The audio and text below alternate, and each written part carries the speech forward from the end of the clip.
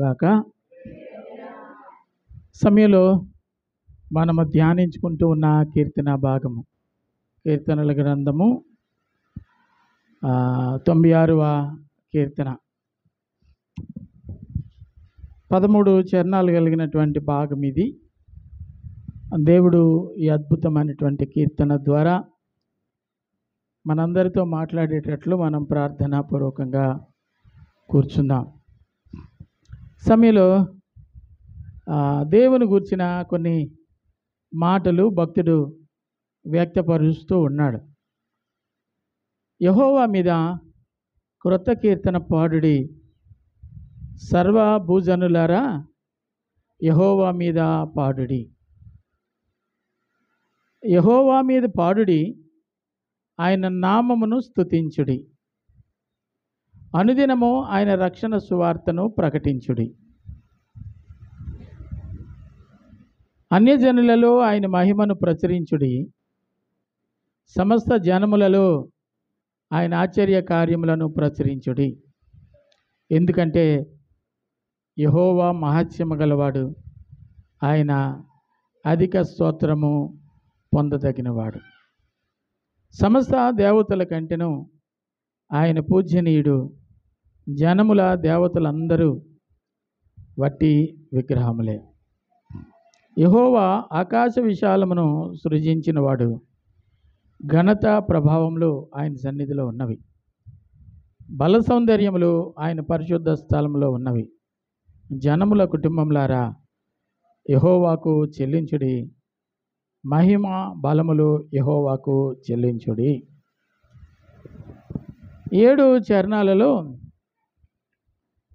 భక్తుడు దేవుని పట్ల ప్రజలు నడుచుకోవలసిన విధానాన్ని తెలియచేస్తూ ఉన్నాడు.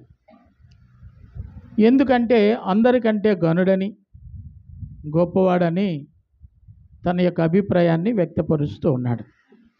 ఈ మాట లోకంలో ఉన్న కొంతమందికి కొంచెం ఇబ్బంది కలిగించవచ్చునేమో, కానీ తను అనుభవించిన దానిని బట్టి దానం చేసేవాళ్ళు లోకంలో చాలామంది ఉంటారు.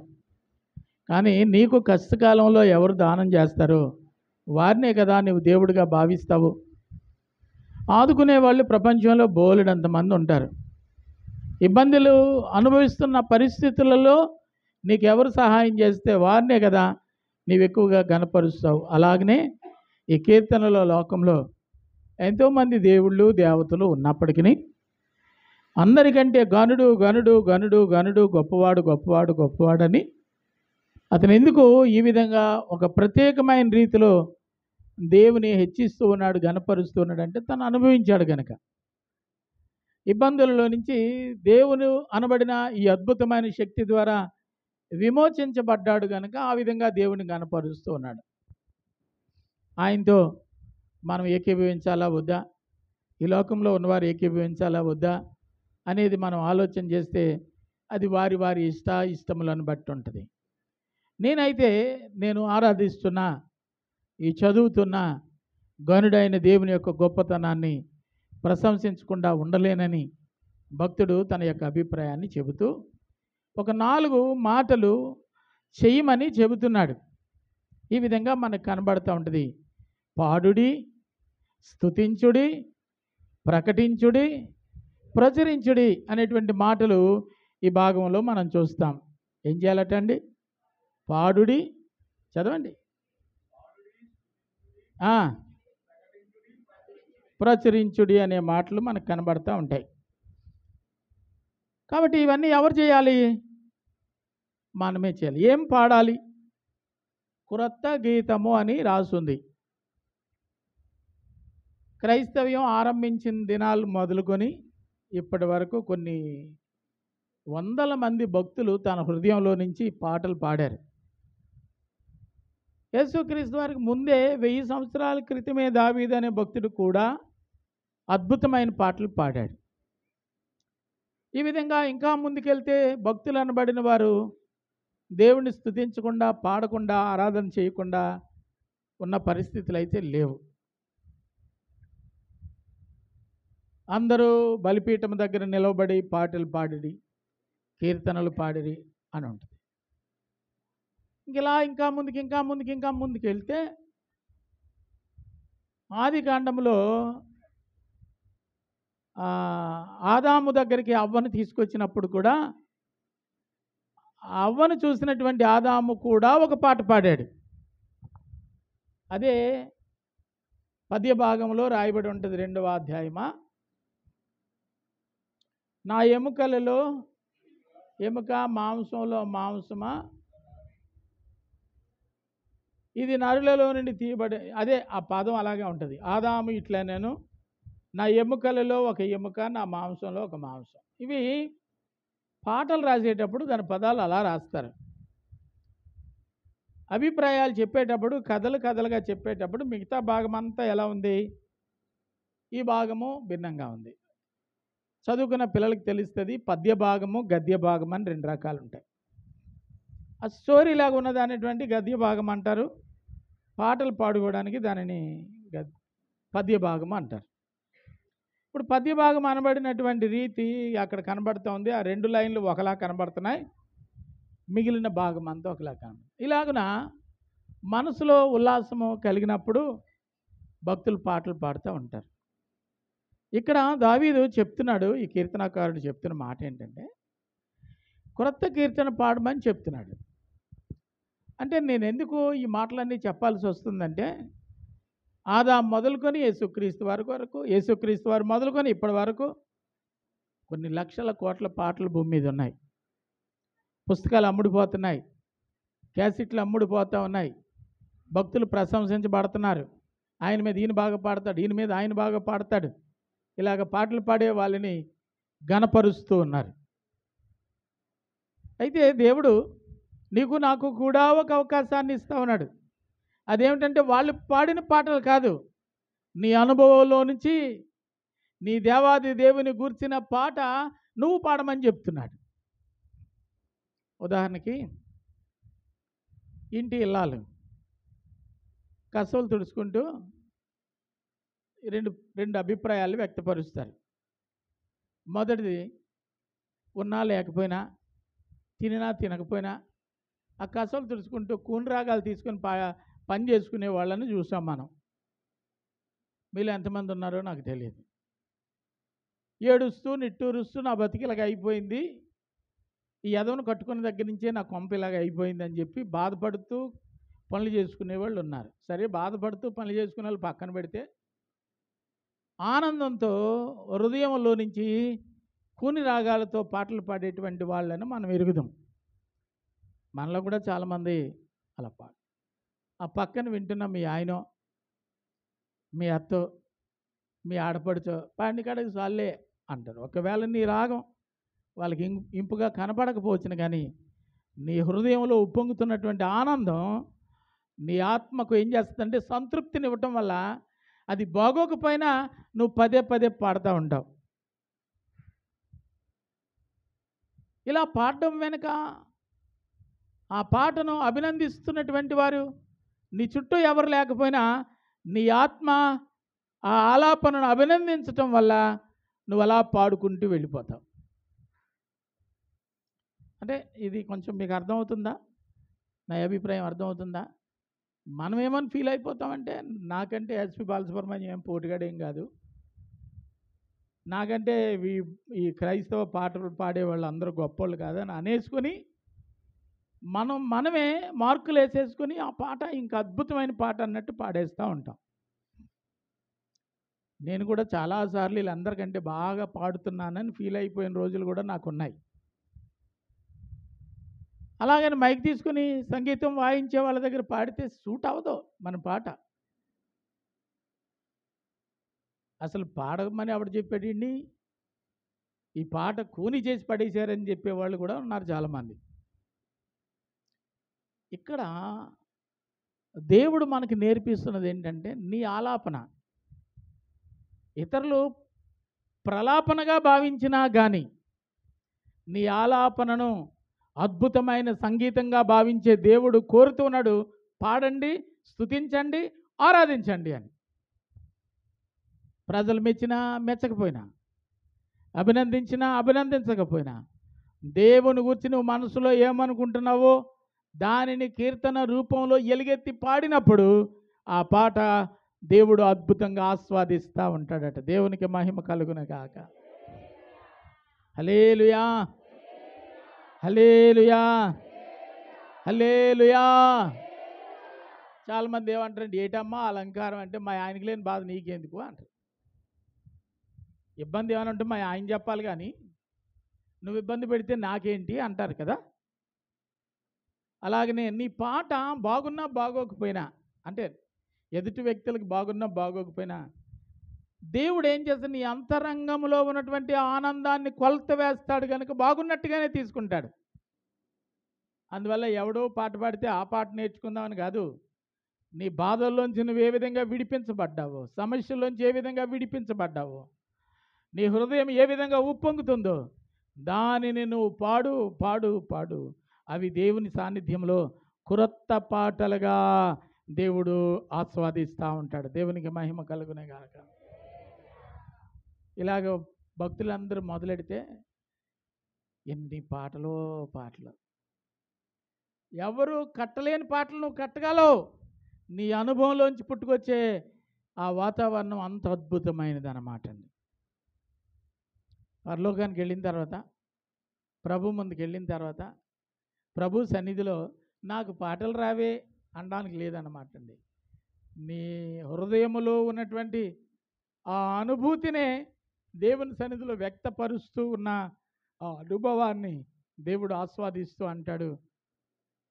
ఏమంటాడండి? క్రొత్త పాటలు పాడండి. దేవునికే మహిమ కలుగును గాక. హల్లెలూయా. రెండవ మాట ఏమని చెప్తాడంటే, ఆయన నామమును స్తుతించుడి. ఏం చేయాలండి? ఆయన నామమును స్తుతించండి. మొదటి చరణంలో మొట్టమొదటి మాట ఏంటంటే పాడండి. రెండవ చరణంలో ఏంటంటే స్తుతించండి. ఇక అక్కడితో అయిపోయిందని అనుకోకుండా నువ్వేది అనుభవించావో దానిని ప్రకటించండి అని రాస్తుంది. నా మాట ఎవడంటాడండి అని తలంచడానికి లేదు. నీ మాట ఎవరికో జ్ఞానోపదేశంగా దేవుడు నిర్ణయించాడు. అర్థమైందండి? నీ మాట ఎవరికో ప్రయోజనకరంగా ఉండేటట్లు దేవుడు చేశాడు. దేవునికే మహిమ కలుగును గాక. హల్లెలూయా. ఒక అబ్బాయి చెప్తున్నాడు, నాకు సంబంధం కుదిరింది, మా అత్తోరింటికి నేను వెళ్తున్నాను, నువ్వు కూడా రారా అని తీసుకెళ్ళాడంట. వాళ్ళ అత్తారిల్లు, భార్య, మామ పరిస్థితులన్నీ చూసి నీకు ఎలాగ నచ్చిందిరా అన్నాడంట. సర్లే ఎలాగోలాగ ఏడిసావు, ఏమన్నా నీకు పావలా పరక పెడతారా అని కూడా అడిగాడంట. ఓ పక్క నుంచి మాటలన్నీ తనకి నిరాశపరుస్తూ ఉన్నాయన్నమాట. సర్లే మరలా అదే వ్యక్తికి లగ్న పత్రిక ఇచ్చి వివాహానికి రమ్మన్నారు. ఆ వివాహానికి వెళ్తే అందరూ కనపడుతున్నారు, వాళ్ళ మామగారు కనపడలేదు. సరిగ్గా అప్పగింతలన్నీ అయిపోయి, ప్రమాణాలు అయిపోయి, మంగళసూత్రం కట్టించేసే టైంకి వచ్చాడు. ఓ బనియను, ఇది వరకు కుట్టిన బనియన్లు ఉండి, రెడీమేడ్ బనియన్లు కాదు. తర్వాత కాకపోతే పాత తీసేసాడు, కొత్తది పెట్టుకున్నాడు గోచి. ఎప్పుడు పెట్టుకునేదే. వచ్చి మా ముందరికి వచ్చాడు, ఓ మూట అక్కడ పెట్టాడు. ఆ మూట ఇదేంట్రా బాబు, పాకెళ్తే వెళ్తూ వచ్చినట్టున్నాడు, ఇటు కూతురు పెళ్ళికి వచ్చినట్టు లేడు అని అనుకున్నా. ఆ మూట తీసి ఓపెన్ చేసి, ఇదిగో పోయ్ అల్లుడని పోయాడు. ఏమిటంటే అవన్నీ డబ్బులు. ఏంటండి? మాకు ఆశ్చర్యమైంది. 1 ఎకరా భూమట, అది కాక ఈ బస్తా డబ్బులు. ఎవరికి? అల్లుడికి. అంటే మనిషి యొక్క రూపాన్ని చూసి మనం నిర్ణయించకూడదు. మనుషులు ఎలా అంటే మనిషి రూపాన్ని చూసి నిర్ణయిస్తూ ఉంటారు. ఓ మంచి చీర కట్టుకొని వచ్చిందనుకో పాట పాడతానంటే ఈవిడెంత పాట పాడుతుందో అంటే మొదటి నుంచి ముగించి దాకా ఏం చేయాలి, ఏ గోడ గుద్దేసుకోవాలో తెలియదు మాకు కొన్నిసార్లు. మరి అంతా ఇబ్బంది పెడుతుంది కదా, మానేయచ్చు కదా అంటే ఆవిడ అంతరాత్మకు అది ఇష్టం, అందుకే మానలేకపోతుంది. అంతరంగమందు నివసించే దేవునికి ఇష్టమైన కార్యం చేయాలి అంటే నువ్వు పాడాలి, స్తుతించాలి, నీ జీవితంలో దేవుడు చేసిన అద్భుతాన్ని ప్రకటించాలి. దేవునికే మహిమ కలుగునుగాక. పద్మ అంటది, నాకు 2 పిల్లలు ఉన్నారు. ఎఫ్సీబాకు కూడా 2 పిల్లలు ఉన్నారు, కానీ మెల్లిక ఒక బరువు దించేసుకుంది. కాబట్టి అలా దించుకోవడానికి కారణాల చుట్టూ ఆమెకున్న సమాజం యొక్క సహకారం, నాకెవరున్నారు అని తల్లడిల్లిపోతున్న పరిస్థితి కనబడుతుంది సాధారణంగా. ఇప్పుడు దేవుడు ఏం చెప్పాడు? ప్రకటించమన్నాడు.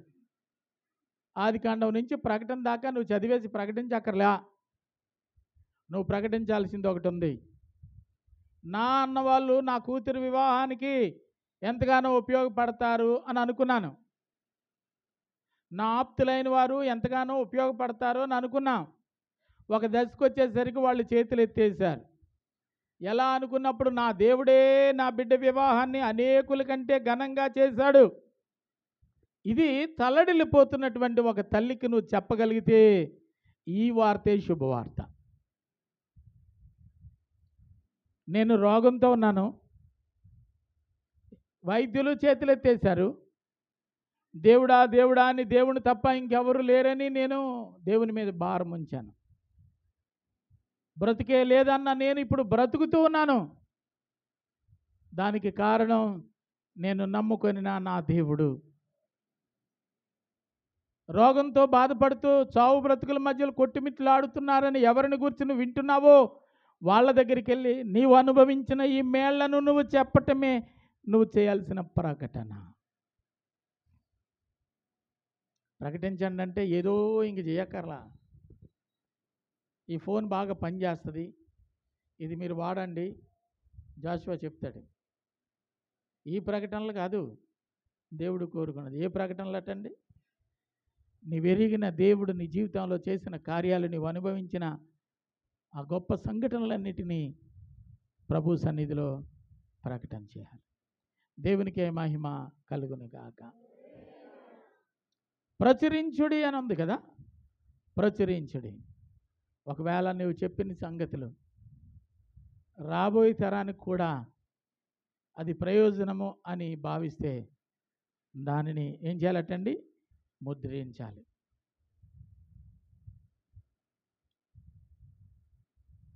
మన దగ్గర కొన్ని పుస్తకాలు వచ్చినాయి, అద్భుతమైన అనుభవాలతో కూడినటువంటి పుస్తకాలు. అవి వైఎస్ విజయమ్మ గారు రాసినటువంటి పుస్తకాలు. దేవుని గురించి ఏమైతే అనుభవిస్తుందో, ఏ విధమైన ఆనందం తన హృదయంలో ఉప్పొంగుతుందో దానికి కారణమైన ప్రతి సంఘటన ఆ పుస్తకంలో పెట్టి తల్లడిల్లిపోతున్న వారికి ఊరట కలుగు చేయడానికి రాసిన పుస్తకాలు. చాలామంది ఈ విధంగా చేయడం వెనక కారణం ఏంటంటే ఆ పుస్తకాలు చదివిన వారు తరతరాలు దీవించబడుతూ ఉన్నారన్నమాట. కాబట్టి ప్రకటించాలి, 4వ మాట ప్రచురించాలి. ఇవి ప్రతి వ్యక్తి చేయవలసిన పనులు. ప్రభువుని గురించి ప్రతి వ్యక్తి చేయవలసిన పనులు. కాబట్టి ఇది మన బాధ్యత కూడాను, భక్తులు అనబడిన వారి బాధ్యత కూడాను. ఇవి జరిగించటం లేదు అంటే నీ బాధ్యతలను నువ్వు మర్చిపోయి బ్రతుకుతున్నావు అని అర్థం. సాయంకాలం చేతులు కట్టుకొని యజమాని ముందు పనివాడు ఎలా నిలబడతాడో, ఏదో నీ జీవితకాలపు ముగింపులో నువ్వు నేను కూడా దేవుని ముందర నిలబడాలి. నిలబడినప్పుడు అప్పుడు నీకు అప్పగించిన బాధ్యతలు ఏ మేరకు నువ్వు నిర్వర్తించావని నిన్ను అడగకపోయినా, నిన్ను గూర్చిన ప్రతి అంశము దైవ గ్రంథంలో రాయబడినట్లుగా ఆయన పుస్తకాన్ని తెరిచినప్పుడు నీ పేజీ ఓపెన్ అవుతుంది. అప్పుడు కనపడుతుంది. ఏం కనపడుతుంది అంటే, నువ్వు ఏ మేరకు ఆయన కార్యములు జరిగించావో, ఏ మేరకు ఆయన చెప్పిన పనిని చేయటానికి ఇష్టపడ్డావో. ఒకవేళ నిర్లక్ష్యమే అయితే, పోన్లే ఎవడ పడతాడు ఈ బాధ అని అనుకుంటున్నావేమో. బైబిల్లో 4వ చరణంలో కనబడుతుంది, మహత్యము గలవాడు, అధిక స్తోత్రం పొందగలిగిన వాడు, అనేకుల కంటే పూజింపదగిన వాడు. ఈ లోకంలో పూజింపబడుతున్న వారిలో ప్రభావం ఉందో లేదో తెలియదు, కానీ ఈయన గనుడు. ఘనత ప్రభావంలో ఆయన సన్నిధిలో ఉన్నాయి. బల సౌందర్యంలో ఆయన పరిశుద్ధ స్థలంలో ఉన్నాయి. జనముల కుటుంబములారా మీరు ఆరాధించండి, స్తుతించండి అని కుటుంబాలకి ఈ హెచ్చరిక దేవుడు జారీ చేస్తూ ఉన్నాడు. తెల్లవారి ప్రార్థన చేయాలంటే ఆమె లేస్తుంది, బాబు కొంచెం జాగ్రత్తగా పడుకోరు, అవతల గదిలోకి వెళ్ళి పడుకోను అన్న, నీకు వినపడకుండా డిస్టర్బ్ అవ్వకుండా ఉంటుంది. ఎక్కడికి వెళ్ళి పడుకోవాలటండి? అవతల గదిలో. ఏమండి, నేను ప్రార్థన చేస్తుంటే కొంచెం మీకు ఇబ్బంది ఉంటుందేమో, చిన్న సౌండ్ పెట్టుకుంటానా అంటే నీ మటుకు నువ్వు భక్తి చేస్తే సరిపోదు. ఇక్కడ జనముల కుటుంబములు అనే ప్రస్తావన ఇక్కడికి వచ్చింది. యెహోషువ కూడా అదే చెప్తాడు, నేనును నా ఇంటి వారని. వాక్యాలు బాగా చెప్తాం, కానీ నీతో పాటు నీ భర్త, నీతో పాటు నీ బిడ్డలు ప్రార్థనలో ఉన్నారా లేదా చెక్ చేసుకుంటే అప్పుడు ఈ వాక్యము నీ కుటుంబంలో నువ్వే మేరకు నెరవేరుస్తున్నావో నీకు అర్థమవుతుంది. దేవునికే మహిమ కలుగును గాక. హల్లెలూయా. ఘనత ప్రభావములు ఆయన సన్నిధిలో ఉన్నాయి. బల సౌందర్యములు ఆయన పరిశుద్ధ స్థలంలో ఉన్నాయి. జనముల కుటుంబములారా యెహోవాను స్తుతించుడి, యెహోవా నామమునకు తగిన మహిమ ఆయనకు చెల్లించుడి. ఏదో అని కాదు, తగినంత. మా ఊరి నుంచి వడ్డాది రావాలంటే వీరవెల్లి అగ్రహారం అనేది ఒకటి మధ్యలో తారసపడుతుంది. వీరవెల్లి అగ్రహారం ముందు పెద్ద మర్రి చెట్టు ఉంటుంది. ఏమండి చక్కరి మర్రి చెట్టు, రావి చెట్టు కలిపి, వేప చెట్టు కలిపి ఉంటుంది. వడ్డాది పశువుల సంత. ఎక్కడ కింతల నుంచి ఆ పై ఊర్ల నుంచి పశువులు తోలుకొస్తారు. ఆ వచ్చేటప్పుడు ఒక్కొక్క రూపాయి లేకపోతే 2 రూపాయలు చేత పట్టుకొని వస్తారు. ఆ చెట్టు దగ్గరికి వెళ్తారు. ఆ చెట్టుకి ఆ రూపాయి ఇలా గోడిని పెట్టి రాయితో గుద్దుతారన్నమాట, దిగ్గొడతారు. ఇది నీకు నేను ఇచ్చే అర్పణ. నా వ్యాపారం మరలా తిరిగి వస్తే మరలా ఇంకొక రూపాయి. ఆ చెట్టు నిండా డబ్బులే. ఎన్ని వారాలో వెళ్ళినోళ్ళు వచ్చినోళ్ళు, వెళ్ళినోళ్ళు వచ్చినోళ్ళు. 10,000 రూపాయలు గేద 20,000కి అమ్ముకుంటాడు, ఎంత లాభం? కానీ తను దేవుడిగా భావించే దగ్గరికి వచ్చి రూపాయి దిగ్గొడతాడు. అర్థమైందండి? మనిషి ప్రాణం చాలా విలువైంది కదా, జీవితం చాలా విలువైంది. ఇటు రాజమండ్రి దాటేటప్పుడు గోదావరి కనబడుతుంది. తను అనుకుంటాడు, ఈ ప్రయాణం సురక్షితంగా జరిగితే, క్షేమంగా నేను వెళ్ళొస్తే అని చెప్పి తన దగ్గర ఉన్న చిల్లర నాణ్యాలు గోదావరిలోకి విసురుతారు. అటు నుంచి వచ్చినప్పుడు కూడా అలాగే. అంటే జీవితం క్షేమంగా ఉండాలి అంటే ఉంచడానికి అనుకూలమైన దేవునికి తనిచ్చే అర్పణ ఎంత అంటే రూపాయే, చిల్లర పైసలే. నీ జీవితాన్ని, నీ బ్రతుకును, నీ భవిష్యత్తును క్షేమంగా ఉంచగలిగిన దేవుడు, నీవు భావించిన దేవునికి నేను చెప్పేది ఏంటంటే విమర్శించటం కాదు అక్కడ, అది తగిన అర్పణ కాదు అని చెప్తున్నాను. సరిపోయే అర్పణ కాదు అని చెప్తున్నాను నేను. సరే, నీ అర్పణ ఎలా ఉంటుందో, నీవు నమ్మిన దేవుని నువ్వు ఏ విధంగా ఘనపరుస్తావో నేను విమర్శించడం కాదు.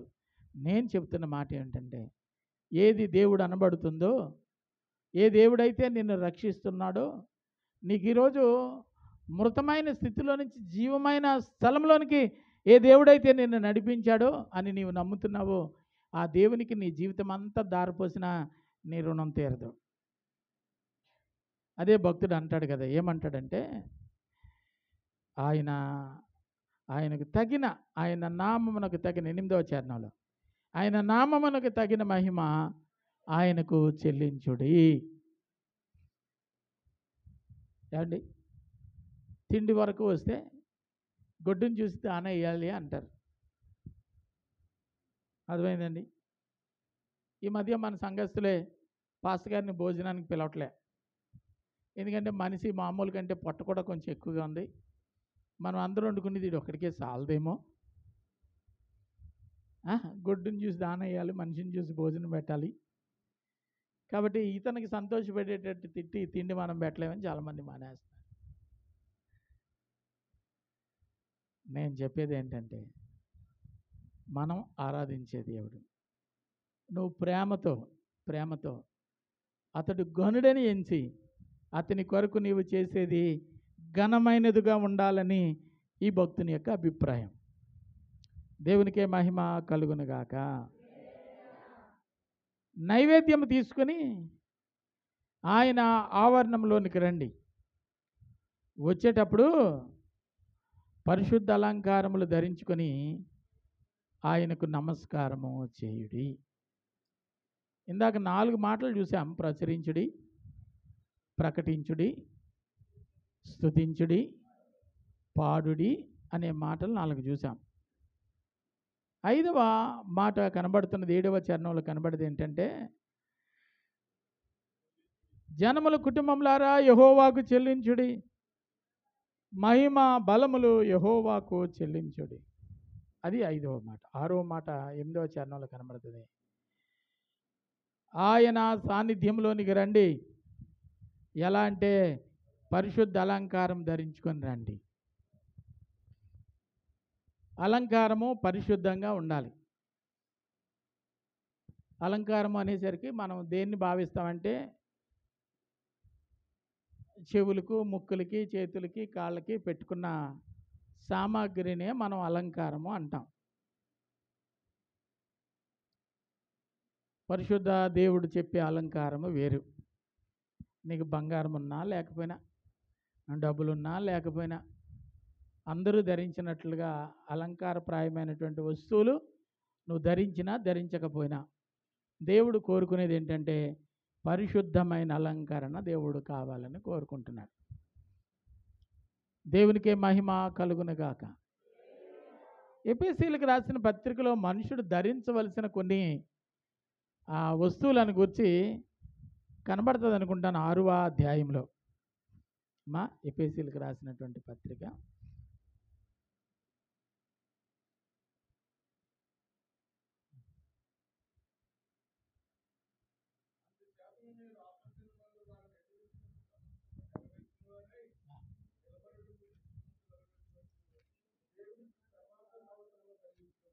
ఇక్కడ ధరించుకోమని చెప్తున్న కొన్ని మాటలు మన ముందు ఉన్నాయి.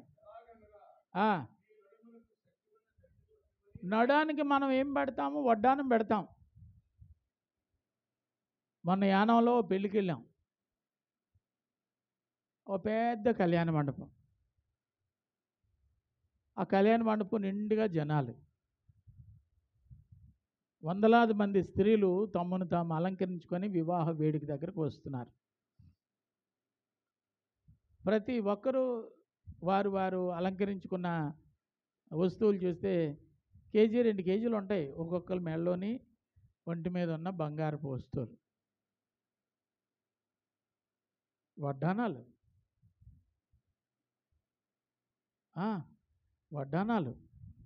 ఇంకేంటంటే ఆ మెడలోకి. ఇక చివరికి ఆడోళ్ళంటే పోనీ ఆశ కొలది పెట్టుకున్నారు. మనం వాళ్ళని కాదని లేము.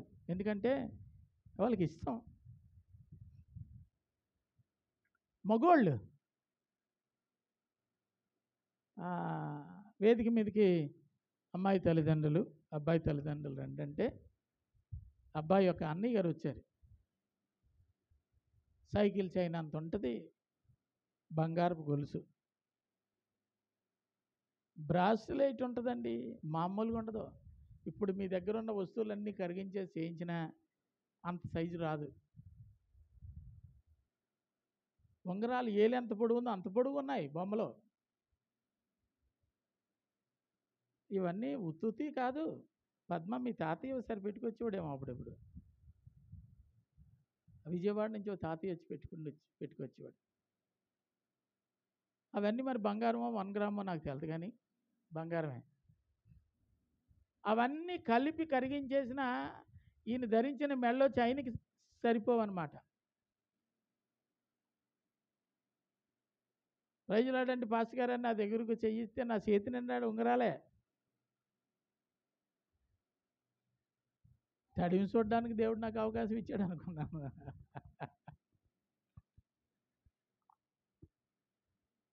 మొత్తం మీద పెళ్ళా ఎగ్జిబిషనా అంటే మొత్తం మీద ఎగ్జిబిషన్ లాగే కనిపించింది.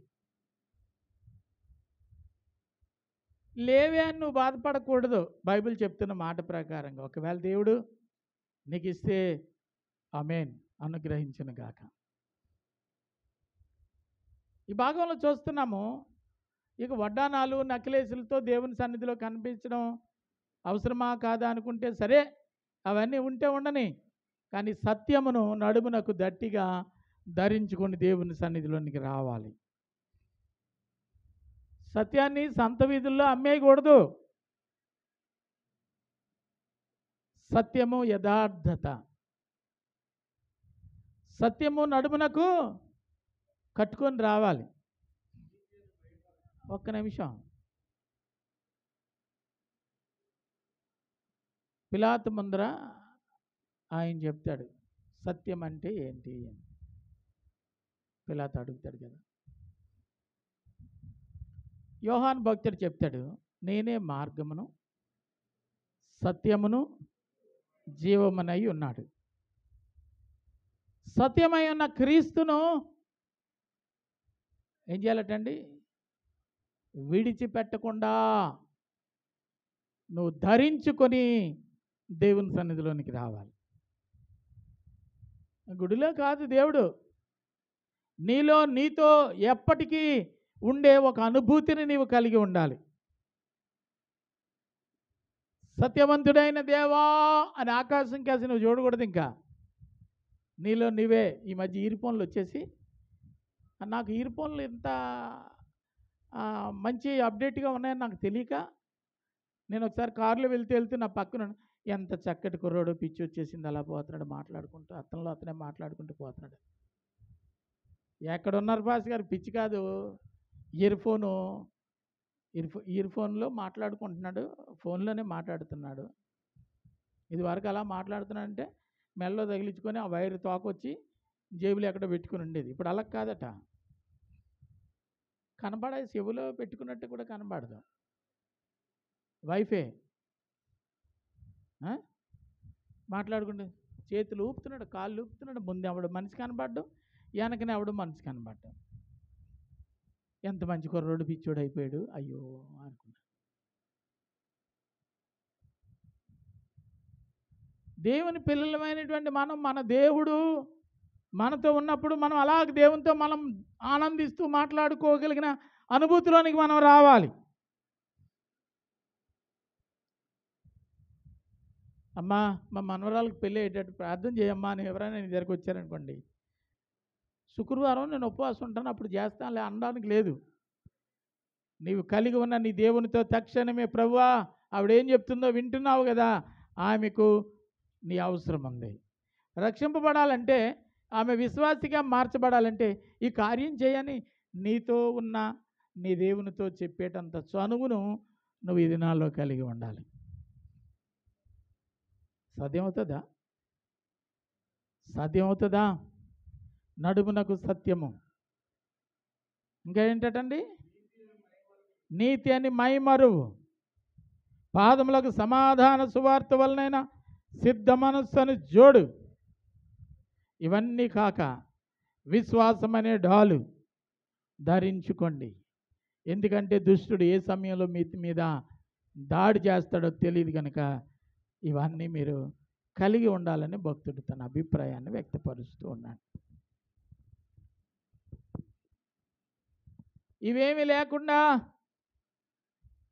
ఇవేమీ లేకుండా నేను భక్తుడినే అంటే, ఒక ఆయన అనుకున్నాడు సేవ చేయాలంటే,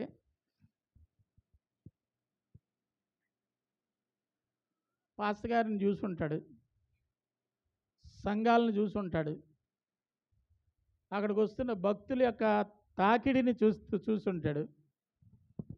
బాగుంది పని, ఏ పని అటండి, ఈ పని బాగుంది, పాస్టర్ ఉద్యోగం బాగుంది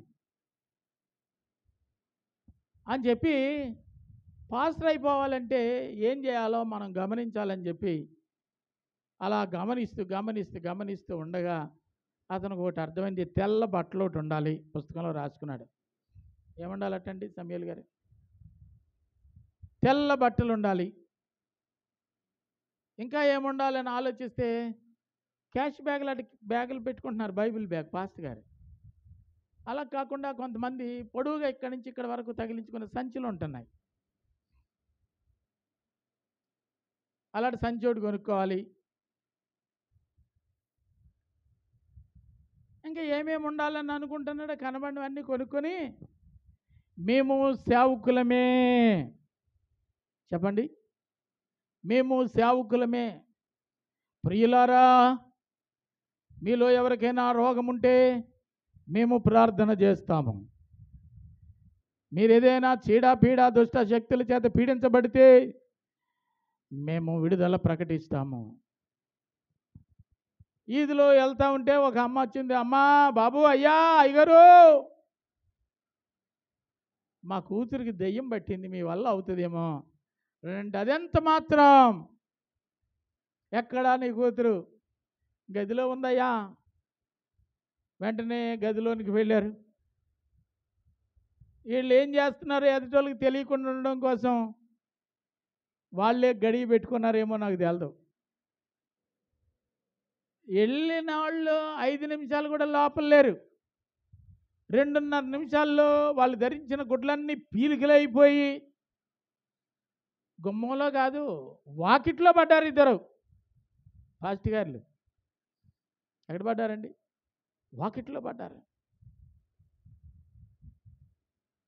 లోపల నుంచి ఒక సౌండ్ వినబడుతుంది.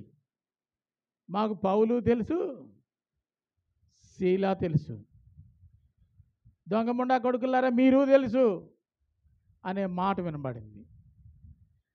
సేవ అంటే కనిపించే ఏదో ఆ చక్కటి అలంకరణ ప్రాయమైన దుస్తులు ధరించుకొని తిరిగితే డబ్బులు వచ్చేస్తాయేమో అని అనుకుంటున్నారు. జనాలు ఎవరు అమాయకులు కాదు, ఎవరు ₹1 ఎవరికి ఇవ్వరు. చాలా కుటుంబాల్లో నేను చూస్తున్నాను, ఆ తండ్రి కొడుకుని ఇబ్బంది పెడుతున్నాడని కొడుకే చెప్తా ఉంటాడు, మా నాన్న ఎన్నాళ్ళ నుంచో ఫోన్ కొనమంటే కొనలేదు అంటాడు. భార్య చెప్తుంది, మా ఆయన పిసినారి ముండ కొడుకు ₹10 అడిగితే ఇవ్వడు అంటారు.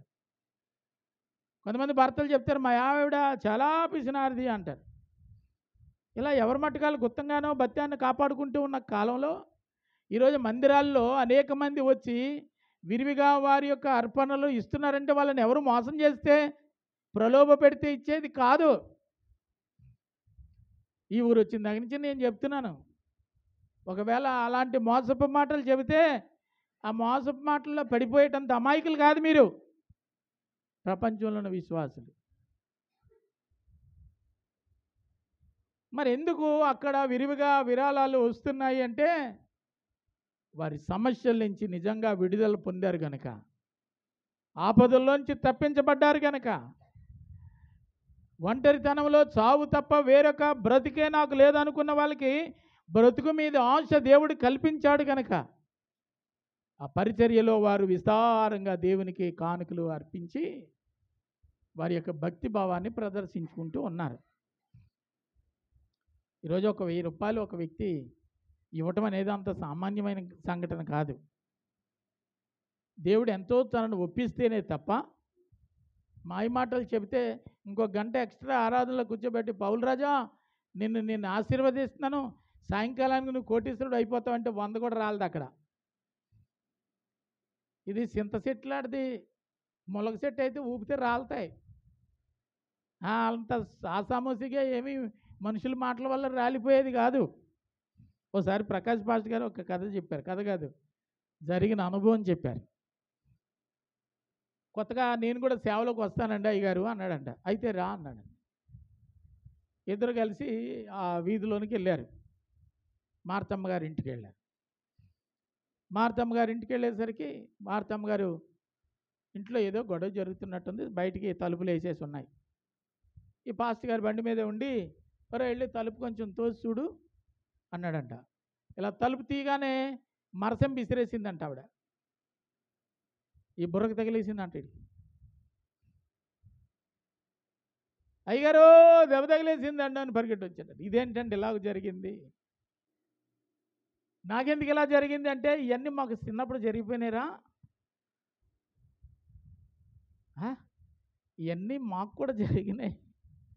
ఇప్పుడు తెల్ల బట్టలు వేసుకున్నాము, బాగుంది, ఇలాగే బాగుంటుంది అనుకుని నువ్వు వచ్చావు. డైరెక్ట్గా ఇప్పుడున్న స్థితి నుంచి కాదు, నువ్వు కూడా అప్పటి నుంచే సేవ అంటే కష్టాలతో కూడింది, ఇబ్బందులతో కూడింది, ఇవన్నీ మేము ఎప్పుడూ అనుభవించేసామని చెప్పాడు.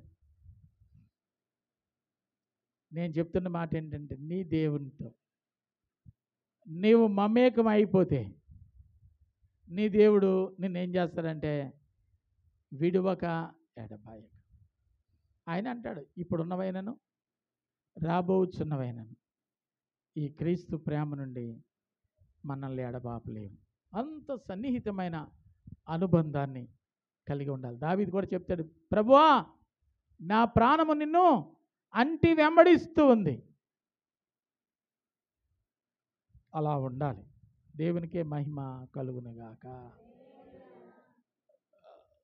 చాలామందికి పిల్లలు లేకపోతే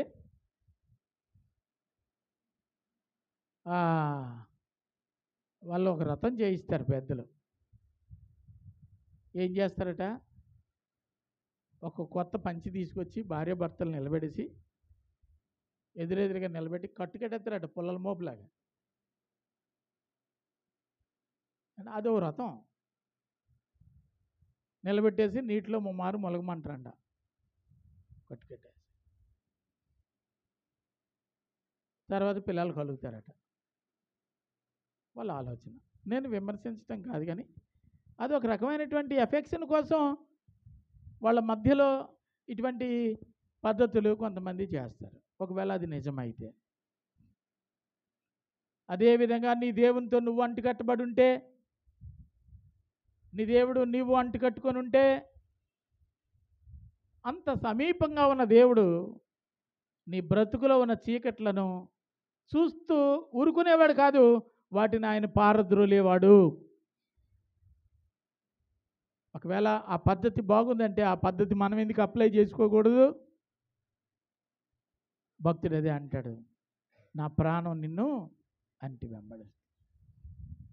ఆయనలో ఉన్న జీవం వీరిలోనికి, వీరిలో ఉన్న జీవం వారిలోనికి. అందుకే చాలామంది దైవాభిషేకం విశ్వాసుల మీదకి రావాలని నూనె రాసి ఆ అభిషేకం వారి మీదకి దిగి రావడం కోసం సేవకులు వారి తలమై చేతుల నుంచి ప్రార్థన చేస్తారు. అభిషేకము, ఆ ప్రభావము ఆ వ్యక్తిలో నుంచి వెళ్తుందనే విశ్వాసం. ప్రభావంతో నిండిన యేసుక్రీస్తు వారి దగ్గరికి రక్తస్రావంతో బాధపడుతున్న స్త్రీ కూడా వచ్చింది. వచ్చి ఆయన ముట్టుకుంటే ఆ ప్రభావం నా మీదకి వచ్చి నాలో ఉన్న రోగం పోతుందని భావించింది. అనుకున్నట్టుగానే యేసయ్యను ముట్టుకుంది. ఆయన వస్త్రపు చెంగులోంచి మహిమామిలోనికి వెళ్ళింది. అంటే అంటి పెట్టుకొని ఉండటం వల్ల ఆ అభిషేకం ఎంత అద్భుతమైనదో అర్థం చేసుకుంటే మనం దేవుణ్ణి స్తుతించకుండా ఉండలేము. 9వ చరణంలో అంటాడు, పరిశుద్ధ అలంకారములు ధరించుకుని యెహోవాకు నమస్కారం చేయడి. సర్వభూజనులరా ఆయన సన్నిధిని వణుకుడి. నమస్కారం అంటే ఇప్పుడు సింపుల్ అయిపోయింది. ఒకప్పుడు నేల మట్టుకు వంగి 2 చేతులు జోడించి మోకరించి సాష్టాంగపడి నమస్కారం చేసేవారు.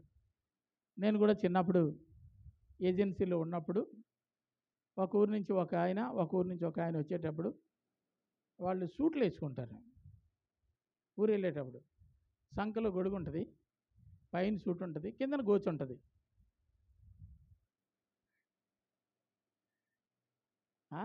చూశాను నేను చిన్నప్పుడు. ఆ ఎదురు వస్తున్నటువంటి వాళ్ళు చుట్టాలు వాడిని చూడగానే ఇటు బొమ్మల్లా పడిపోయి అక్కడ మట్టే నమస్కారం పెడతాడు. వాడు కూడా అలాగే పెడతాడు. తర్వాత కొన్ని మోకరించి నమస్కారాలు వచ్చినాయి. తర్వాత నిలబడి నమస్కారాలు వచ్చినాయి. ఆ తర్వాత కాలంలో నిలబడి నమస్కారాలు కూడా మారిపోయినాయి. అరచేయి నమస్కారాలు, 2 చేతులు జోడించి కాదు.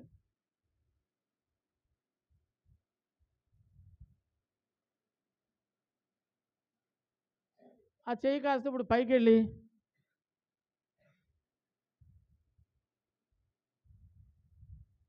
అది కాస్త ఇప్పుడు హాయ్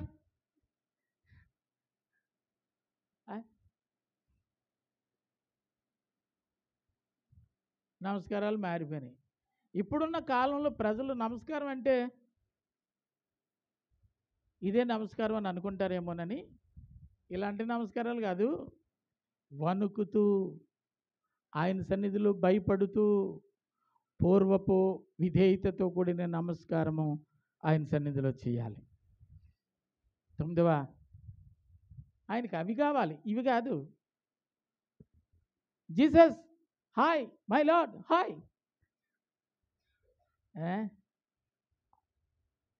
దెయ్యాలు పోవాలంటే ఈ జరగవు, ఈ పని చెయ్యవు. దేవుడికి తెలదా? మోకాళ్ళు వేయాలా? చేతులు ఎత్తాలా? దేవుడికి తెలదా నా మనస్సు? నీ మనసు తెలుసు. విధేయతకు గుర్తుగా నీవెంతవరకు దేవుని సన్నిధిలో వంగగలవో అంతవరకు నీవు తగ్గించుకొని ఆయన సన్నిధిలో ఉండాలి. 10వ చరణం, యెహోవా రాజ్యము చేయుచున్నాడు, లోకము కదలకుండా స్థిరపరచబడి ఉంది. న్యాయమును బట్టి ఆయన జనులను పాలన చేయుచున్నాడు. ఈ వార్త అన్య జనులలో ప్రకటించుడి. యెహోవా వేం చేయుచున్నాడు, ఆయన రాబోతూ ఉన్నాడు. ఆయన రాబోతూ ఉన్నాడు. ఎలా ఉంటుంది? క్లాస్ రూమ్లో పిల్లలు అందరూ ఉంటారు. ఒక్కొక్క క్లాసులో ఒక్కొక్క మేస్టారు ఉంటారు. ఆ మేస్టారు వాళ్ళకి ఏదో నేర్పిస్తూ ఉంటాడు. నేను కూడా అలాగే ఒక క్లాస్ రూమ్లో ఉన్న కాలంలో ఆ వరండాలోంచి హెచ్ఎం గారు వస్తున్నారు అరే హెచ్ఎం గారు వస్తున్నారట అని క్లాస్ టీచరు మమ్మల్ని అందరినీ అలర్ట్ చేశాడు. అంటే ఇప్పుడు నీ దగ్గర మేము ఎలాగున్నామో అలా హెచ్ఎం గారి దగ్గర ఉంటే కుదరదంట. అంటే దాని అర్థం ఏంటంటే నా దగ్గర మీరు సరిగా లేరు, ఆయన దగ్గర అయినా సరిగా ఉండండి అని అర్థం. అర్థమైందా? మనం ఆరాధించే దేవుని దగ్గర సరిగా ఉండాలి. మాకెళ్ళేయం ఈ కుర్చీ వెనకాతల నుంచి ఇంకొకరు లాగేస్తారేమోనని నేను చూస్తున్నాను. కుర్చీలో కూర్చున్న ఆడోళ్ళు, మీకు అవసరమైతే మీరు కూర్చున్న కుర్చీ మీ ఇంటికి కట్టిపోండి. ఆ వారం రోజులు ఆ కుర్చీ మీదే కూర్చోండి. ఆ కుర్చీ మీదే అవసరమైతే భోజనాలు, ఒకవేళ వీలైతే నిద్ర కూడా ఆ కుర్చీ మీద, కాళ్ళు మీదకి ఎట్టుకోవడానికి బాగుంటుందని ఇంకోటి అట్టిప్పండి, 2 కుర్చీలు అట్టిప్పండి. కానీ ఆరాధించాల్సి వచ్చినప్పుడు ఖచ్చితంగా లేచి ప్రభువుని ఆరాధించాలి. అల్లాటప్పగా మనం దేవుని సన్నిధిలో ఉండడానికి వీల్లేదు. గొప్ప విధేయతతో ఆయన పాదాల దగ్గర మోకరిల్లి ప్రార్థించాలి. ఈ కుర్చీ నేను లేచిపోతే వెళ్ళదు, లాగేసుకుంటుంది ఏమన్నట్టు. లాక్కోవడానికి 100 ఉన్నాయి కుర్చీలు. దేవునికే మహిమ కలుగును గాక. ఆరాధించాల్సిన రీతిలో నీవు ఆరాధించాలి. బట్టలు నలిగిపోతాయేమో, మొక్కళ్ళు అయితే కుర్చీలు అరిగిపోతాయేమో అంటే, ఇందాక ఒక అమ్మ చెప్తుంది, అమ్మ బెనారస్ చీర, ఆ చీర కొన్నావు, చాలా బాగుందిరా చర్చిలో చీర అన్నాను నేను. ఇది నా పెళ్ళికి కొన్న చీర అండి, ఇలాంటివి ఇంకా 100 ఉన్నాయి, మూట కట్టేసి అని చెప్పి. అప్పుడు నేను తెలుసో తెలియక బుడుక్కి నేనేమన్నానంటే, అప్పుడు కొన్న చీర ఇప్పుడు కట్టావు అంటే ఈ మధ్యలో 25 సంవత్సరాలు అయ్యింది. ఎన్ని సంవత్సరాలు అయిందమ్మా? అప్పుడు నువ్వు కొన్న చీరకి డబ్బులు వడ్డీ కడితే ఇప్పుడు పట్టు చీరలు 10 కొనుక్కోవచ్చు. ఆవేశపడి ఆస్తి చీర కొనేసుకొని ఉంటావు. అవసరం దానికి మించి ఖర్చు పెట్టకూడదని చెప్పాను. తర్వాత తిట్టుకుంటుంది అనుకోండి, అది వేరే సంగతి. అవసరం లేని ఎందుకు కొనుక్కోవడం, సంపాదించుకోవడం. సరే కొనుక్కో, దాచుకో, ఇంకా ఇంకా అందరికంటే ఘనంగా ఉండు, కానీ మోకరించవలసి వచ్చినప్పుడు మోకరించు. పెళ్ళికొడుకుని పెళ్ళికూతురు మోకాలు వేయండర్రా అంటాం. కింద మీద చూస్తారు.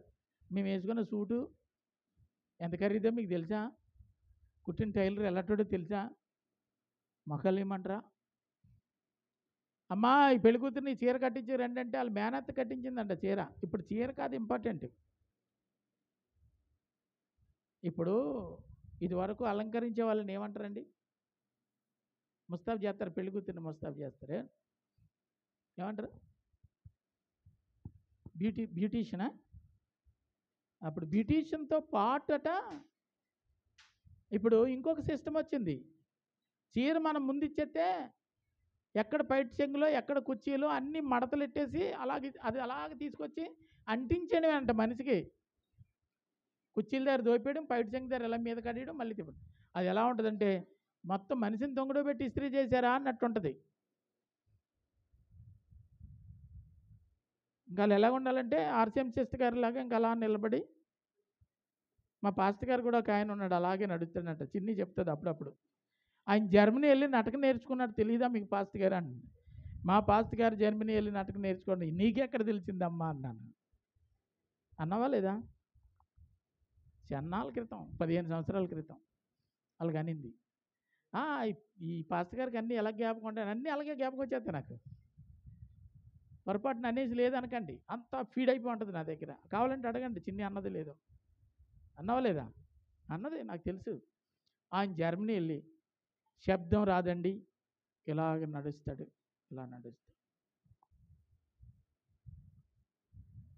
ఈ పెళ్ళిళ్ళలో వీళ్ళు కట్టించిన ఈ పెళ్ళికూతురికి ధరించిన చీర కుర్చీలు అమ్మో ఎంత, ఇంకంతే, ఇంకెంతంటే అంతే. మొక్కలు ఏమంటే మొక్కలు వేయరాలు, కొంచెం ఆలోచించుకోండి పాస్టర్ గారు అంటారు. నాకు అర్థం అవ్వలేదు. ఆలోచించుకోండి అంటే నువ్వు గట్టికి గేర చేస్తే నీకు ఇచ్చే డబ్బులు తగ్గించేస్తాం, ఇస్త్రీ డబ్బులు కింద అని. మాయదారి ప్రజలు బట్టలకి ఇచ్చిన ప్రాధాన్యత ఏమండి ప్రభుకి ఇవ్వలేను దుస్థితిలో మనం ఉన్నాం. దేవుడు చెప్పి నువ్వెంత అలంకరణ కలిగి ఉన్నా నీ ప్రభు దగ్గర అది నువ్వు ఎలా ఎంచుకోవాలంటే అల్పమైన దానిగా ఎంచుకోవాలి. దేవుని కంటే ఎక్కువేమీ కాదు. మీకు అర్థమైందో లేదో చిన్న తేడా కనబడుతుంది మీకు. ఏంటంటే సౌండ్ ఆగిపోయింది, అయిపోయిందండి. చిన్న డొక్కొట్టుకొని మనం మాట్లాడుతున్నాం. ఆ బ్యాటరీలు, ఆ ఇన్వర్టరు, ఈ బాక్సులు ఏమైందో నాకు తెలదు. మరి ఏం పిడుగులు పడ్డాయో ఏమైంది. శుక్రవారం బాగానే ఉన్నది కదా, శుక్రవారం బాగానే ఉంది. మొత్తం అన్నిటికీ రంపజ్వరం వచ్చేసింది. ఇవన్నీ లెక్కేస్తే 2 లక్షలు. 2 లక్షలు. మీటింగ్స్ ముందు ఇలాంటి పెంటెట్టింది ఇట్లా బాబు అనిపించింది. కానీ ప్రభు కోసం పోతే పోనీ అండి అనిపించింది. వెంటనే ఆదివారం ఆరాధన ఇబ్బంది అవ్వకూడదని నిన్న అప్పటికప్పుడు అనకాపల్లి వెళ్ళి ఈ సామాన్లన్నీ తెచ్చాం. అదెందుకు వాటికి రంపొచ్చేసింది. మళ్ళీ ఇప్పుడు వెళ్ళాలి. దేవుని పిల్లలం, నష్టం కలిగితే కలగనివ్వండి, కానీ ఆ నష్టాన్ని మనం ఇష్టంగా భావించి దేవుని సన్నిధిలో మనం గడపగలిగితే మొఖం ఇట్టి పెట్టేసుకొని ఏమండి ఎలాగంటే మాడిపోయిన చట్నీలా మొఖం పెట్టుకొని అయిపోయింది నీకే నాకే మా కృపారానికి ఉంటుంది. లేకపోతే వాళ్ళ బాబుగా అంటాడు, వాళ్ళ తాతగా అంటాడు, కొనకపోతే కొనేవాడిని తీసుకొస్తాడు దేవుడు. నాకేమండి, నేనేం పట్టుకొచ్చాను, ఏం పట్టుకెళ్తాను. ప్రభువుకి ఏది ఘనమైనదో దానిని ప్రభు సమకూర్చుకునే దేవుడై ఉన్నాడు. దేవునికే మహిమ కలుగును గాక. నేను అంటాను, దేవుని కంటే విలువైనది ఏది మన దగ్గర లేదు. ఒకసారి ఈ పనులు ఒత్తిడి మీద ఇలాగ అయిపోతూ ఉంటుంది నాకు. ఒకసారి తిని తక్కువ, వేసుకునే మందులు ఎక్కువ, ఎనర్జీ సరిపోక ఇలా అయిపోతూ ఉంటాను. అయిపోయినా నేను వెంటనే వెళ్ళి కూర్చొని పడుకోను. అయిపోయి అలా జరుగుతున్నప్పుడు ప్రభు దగ్గరికి వెళ్ళిపోతే ఇంకా మంచిదని అనిపిస్తుంది. ప్రభు కోసం నువ్వు కరిగిపోవడానికి ఇష్టపడితే ప్రభు నిన్ను అనేకుల ముందర ఘనమైన వ్యక్తిగా ఆయన నిలబెడతాడు. ఇక్కడ నువ్వు అలాగూ ఆరాధన చేస్తే 11 నుంచి ఆకాశం సంతోషిస్తుంది, భూమి ఆనందిస్తుంది, సముద్రం సంపూర్ణంగా ఘోషిస్తుంది, పొలము దాని యందు సర్వము యెహోవా సన్నిధిలో హర్షిస్తుంది. అంటే ప్రకృతి యావత్తు పులకరించిపోతే నీ భక్తిని చూసి. ఎవడు చూస్తున్నాడు, నేను చేసిన భక్తికి ఎవడైనా గుర్తింపు ఉందా లేదా అనుకుంటావేమో. 13వ చరణం నుంచి 10 కనబడుతుంది, 10 నుంచి 13 వరకు. ప్రకృతి పులకరించిపోవాలి నీ భక్తి, ప్రకృతి పరవశించిపోవాలి నీ భక్తి. నువ్వు పాడినా, ప్రార్థించినా, ఆరాధించినా అద్భుతంగా ప్రపంచం కన్నులెత్తి చూడాలి. అటువంటి గుర్తింపు దేవుడు నిన్ను గురించి సాక్ష్యం ఇవ్వడానికి పరలోక మందు నువ్వు పెట్టి భక్తి జీవితాన్ని అనుసరిస్తున్నావు, కొనసాగిస్తున్నావో సాక్ష్యం ఇవ్వటానికి ప్రభు ప్రకృతిని సిద్ధపరిచాడు. అదే కదా, సముద్రం అట, ఆకాశం అట, పొలము, వనవృక్షములు ఇవన్నీ ఉల్లసిస్తూ ఉన్నాయి, సంతోషిస్తూ ఉన్నాయి. ప్రభు వస్తాడు. నీ భక్తి పరిపూర్ణమైనప్పుడు ప్రభు వస్తాడు.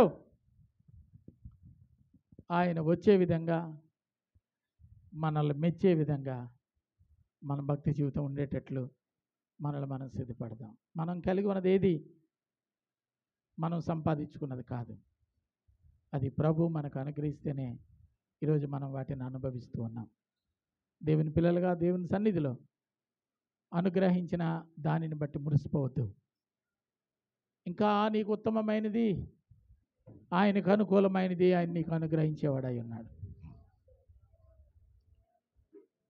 ప్రశంసిద్దాం, ప్రార్థిద్దాం, స్తుతిద్దాం, ఆరాధిద్దాం, దేవదేవుని సన్నిధిలో కొనియాడుదాం.